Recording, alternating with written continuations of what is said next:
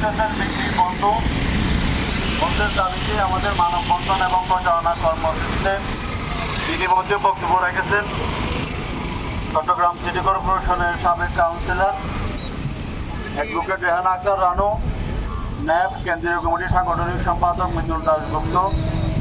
কেবের মহানগরের যুগ্ম সম্পাদক সেলিম জাহাঙ্গীর,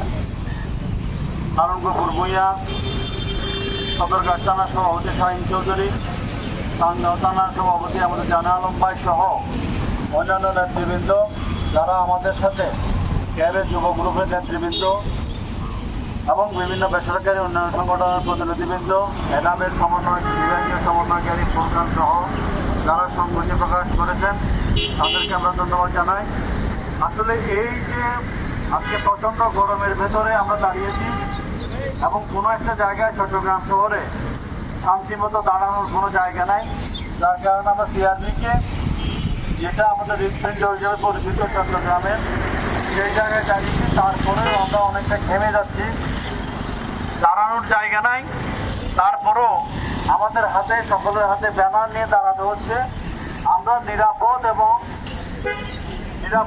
ভেজাল মুক্ত সূর্য তেল চাই, সয়াবিন বলি, পাম অয়েল বলি অথবা সুপার বলি, যাই বলি